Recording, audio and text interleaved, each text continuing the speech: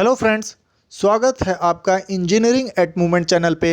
हम पढ़ रहे थे मेजरमेंट सिस्टम एनालिसिस और मेजरमेंट सिस्टम एनालिसिस की सीरीज़ में ये हमारा 18th लेक्चर है।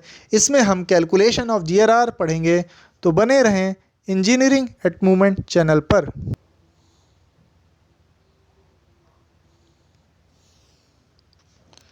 दोस्तों, जीआरआर होता है गेज रिपीटेबिलिटी एंड रिप्रोड्यूसिबिलिटी।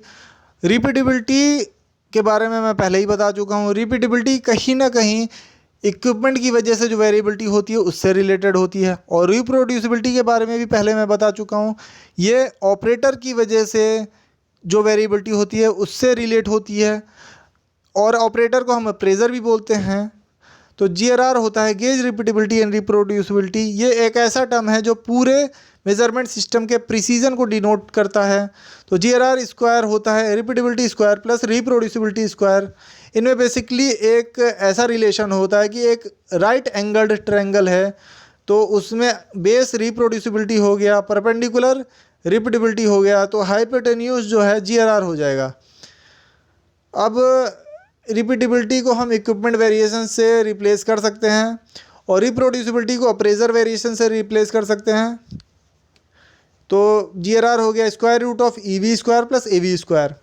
दोस्तों, पार्ट टू पार्ट वेरिएशन को हम पीवी से डिनोट कर रहे हैं, और टोटल वेरिएशन को हम टीवी से डिनोट कर रहे हैं। तो जीआरआर, टीवी और पीवी में भी एक राइट एंगल ट्रायंगल वाला ही रिलेशन होता है। टीवी जो होता है हाइपोटेन्यूज होता है, जीआरआर जो होता है परपेंडिकुलर होता है, और पीवी जो होता है बेस होता है।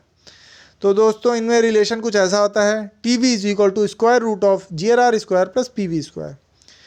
अब इक्विपमेंट वेरिएशन का परसेंटेज निकालेंगे, तो वो परसेंटेज हम टोटल वेरिएशन के रिस्पेक्ट में निकालेंगे। वो आ जाएगा 100 इंटू ईवी अपॉन टीवी।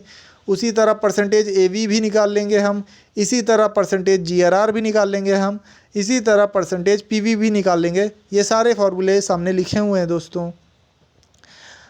एक टर्म होता है दोस्तों नंबर ऑफ डिस्टिंक्ट कैटेगरी, इन्हें एनडीसी भी कहते हैं।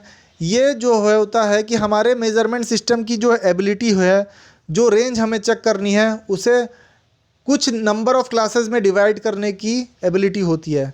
मान लीजिए कि एक रेंज है हमारा 100 से 1 से 100 mm तक, इसको हमें चेक करना होता है अपने प्रोसेस में। तो हमारे मेज़रमेंट सिस्टम जो होता है, हमारा मेज़रमेंट सिस्टम है, इसे 5 हिस्सों में डिवाइड कर दे रहा है।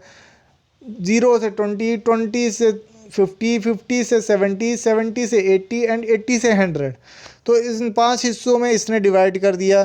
तो इस मेज़रमेंट सिस्टम की एनडीसी हो गई 5। आई होप आप समझ गए होंगे। तो दोस्तों, इसका एक्सेप्टेंस क्राइटेरिया ये होता है एनडीसी का कि अगर एसपीसी नहीं यूज़ कर रहे हैं हम, तो एनडीसी की वैल्यू ग्रेटर देन या फिर इक्वल टू 2 होनी चाहिए, और अगर एसपीसी यूज़ कर रहे हैं हम, तो एनडीसी की value greater than equal to 5 होनी चाहिए। दोस्तों, परसेंटेज जीआरआर जो अब एक्सेप्टेंस क्राइटेरिया हमारे पूरे मेज़रमेंट सिस्टम का पढ़ेंगे हम। तो परसेंटेज जीआरआर अगर 10% से कम है तो गेज एक्सेप्टेबल होता है, अगर 10 से 30% के बीच में है तो गेज एक्सेप्टेबल हो सकता है। ये डिपेंड करेगा एप्लीकेशन पे, गेज की कॉस्ट पे और रिपेयर कॉस्ट पे। अगर परसेंटेज जीआरआर 30% से ज़्यादा है दोस्तों, तो गेज में इम्प्रूवमेंट करने की ज़रूरत है। दोस्तों, एलिमेंट्स ऑफ टोटल वेरिएशन क्या होते हैं जो हमारा ऑब्जर्व डेटा है उसमें? देखिए दोस्तों, जो ऑब्जर्व डेटा है उसमें वेरिएशन 3 फैक्टर्स की वजह से आता है। एक तो होता है ऑपरेटर, एक होता है गेज, और एक होता है पार्ट्स।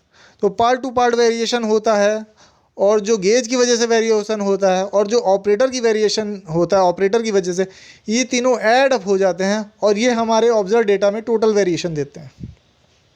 दोस्तों, ये लेक्चर यहीं तक था। आई होप आपको मेरा ये लेक्चर पसंद आया होगा। मैं इस सीरीज़ में और भी लेक्चर लाता रहूँगा, तो बने रहें इंजीनियरिंग एट मूवमेंट चैनल पे। और 3 चीज़ें ना भूलें, लाइक, सब्सक्राइब और शेयर करना। Thank you.